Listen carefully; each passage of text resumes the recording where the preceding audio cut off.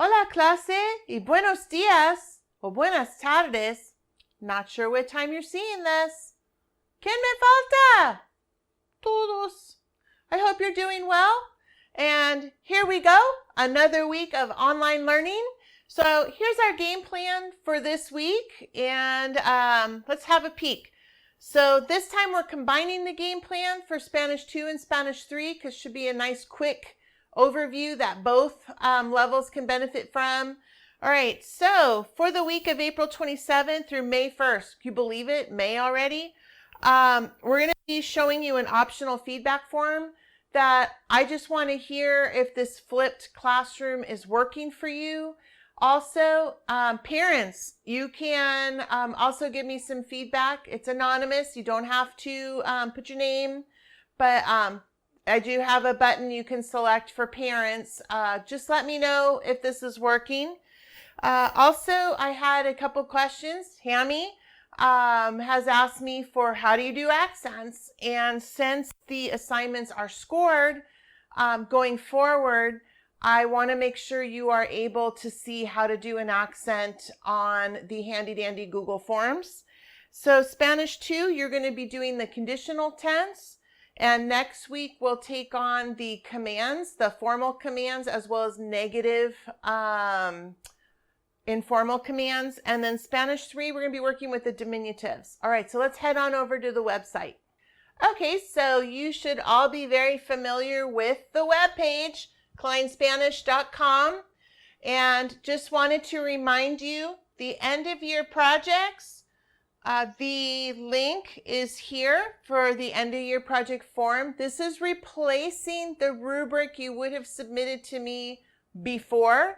I still am having students ask me about this, so either they're not watching the game plan video or they're missing it when it's being said. Please submit all work to the Google Classroom for the end of year project, okay? And once again, a reminder that my Quizlet links are here. They'll be very helpful for those of you doing the conditional tense in Spanish 2. There isn't one for the diminutives, too small of a concept. All right, let's head over to the YouTube page just to show you how it's structured so you know where to find your stuff. Okay, once again, so here we are on the YouTube video page, second tab. Your informal affirmative commands have now moved up here, and adverbs that end in mente are now found here. So if you're doing a late work assignment, this is where you'll find the instructional videos. This part of my website is part of the permanent site, so that's why things after they're used for specific weeks are shifting up to the part of the website that will remain after we're done with the online teaching. All right, so here are our past game plans and different materials that we've done. So remember to scroll down, and the videos for the week of April 27th for Spanish 2 and Spanish 3, well, that's what we're in the middle of right now. The game plans will be posted, as well as your instructional video will be here for this week. So once we're done getting the videos done, they'll be placed there. And this is just something goofy I found online if you need a study break. Really neat parody done with One More Day from Les Miserables regarding the coronavirus, and a very talented man. All right, so hopefully you enjoy it. Okay, now we're going to head over to the classwork and practice material tab. Okay, so just like the other page, you're going to need to scroll down. These are the assignments for the past week. So again, if you are missing an assignment in Neo, you can still submit that work. So please just make sure you go to the appropriate week and find the assignment. For this week, we have the flipped classroom feedback form. Again, parents, you're more than welcome to also submit a form. You have your vocabulary check-in form, which is a really easy way to get some points. And then Spanish 2, your conditional tense assignment is here.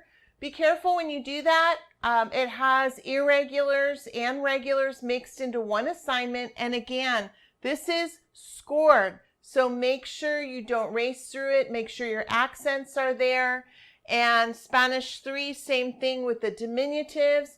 Please don't race through. Get your accents in there if they need to be there, or special letters like ñ. So please don't race. These assignments are scored. All right, and then if we scroll down, once again, I need to adjust that. If we scroll down, the Zoom links for this week can be found on these tabs. So if you click on those, it'll take you to the Zoom link for that particular day. Once again, please remember that the Zoom links are live all day. So please only attend during your class period or during the break. So I'm going to do a quick shift over to show some of you how to do accents in Google Forms. If you already know how to do it, no worries, and I'll say goodbye for now. But if you want to know how to do accents, stay on here, and that's where I'm going next. Okay, so those of you that need a little help with the accents, I just created this blank template so that I can work on it. So this is a Google form.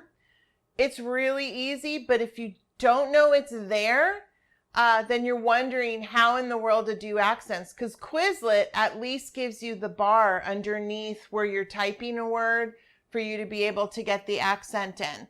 So if you want to do an accent in a Google form, it's so easy, and so no reason not to know how to do it. So it's fácil. So let's write the word easy. So F, and then I want an A with an accent. So all I have to do is hold the A down, and notice that this little bar shows up. There's a number underneath each different kind of A I can do. I can do accents in different directions if you're one of those crazy French. Or, you know, I've got them with a dot over them, or there are different ways to do. So we want the number 2 option. So as I'm holding the A down, I'm going to press number 2, and that's going to give me my accent, and it is fácil. All right, easy. So again, the way to do it, say I want an E with an accent on it. So I'm going to press E and hold it down. So I'm holding it down. Notice all my options that popped up. The E accent that I want is a number 2. So I'm clicking number 2 while holding the E down. And now it's given me an E with an accent. So again, let's do I. So how do I do it? I type an I.